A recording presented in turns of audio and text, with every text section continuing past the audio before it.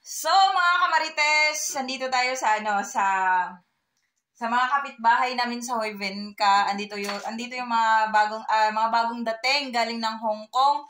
So, malalaman nyo dito kung ano yung nagiging experience nila for 3 days. So, Day, unsa may experience mo, Day? Day! Juan. Kumusta man ang trabaho, Day? Oh. Katawa siya. Oh, kumusta man ang trabaho, Day? Okay ra. Madala rog smile. Anya? First, medyo looy lang taon ang mga tigulang pero anak sila nga maanad ra. So, ora to, dili man kay ingon nga lisod. Kanang perminti naglingkod. Oh, perminti naglingkod. Na, kumusta? Dili, ang kuan ra is kanang mag morning wash, mao nay lisod, magsamot na og mag bedridden.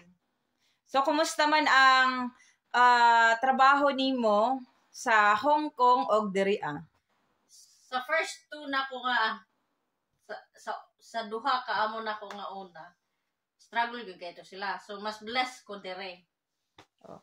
Unsa may kalainan day gikan dito sa Hong Kong o dire? Of course, the time. Like, imong oras din yung mga dyan, limited lang. Sa Hong Kong, unlimited imong trabaho. Imong oras, unlimited, 24/7. Kasi, duha ka adlaw imong day off. Sa Hong Kong, isara. Paghugason pagplato, usahay, patulugon pa nimo ang mga bata. Dire, hiyahay kay ka. So, ganahan ka dire, day? Of course! Nganong ganahan mga Finland? Madala na ko malalab. Madala na ko lalab. Dako ang Oh. Dakong kwarta. Oh, so di ba ganahan sila Finland. So dali na mo diri para managhanta. Yes. Wow. Kasi ayaw ko magpapalakpak siya. Hinahawakan ko siya. Tapos yung isa nanood ng TV tapos siya sa katabi.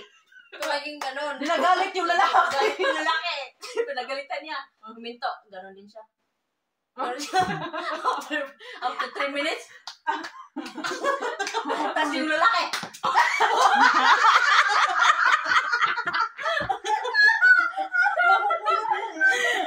Nakakulit yung mga matatanda, di ba? Ay, parang siya kasi. Wala kayong matatanda sabi na, Andaro ka. Wala kang ganun? Wala pa naman. Susunod, makakarinig na kayo ng Perkele Satana. Meron na mga ganun sa matanda. Pag meron ng ganun, tatawa kayo. Tatanungin pa kayo. Parang hindi ko pa nakita lahat ng ano doon. Si Aniki, maldita yung day. Sino Aniki? Doon di ba, kitchen yun. Tapos yung pag ano mo, may door doon, may room. Yun. Maganda siya, pero sobrang maldita. Pinapakain ko. Pinapalabas ako.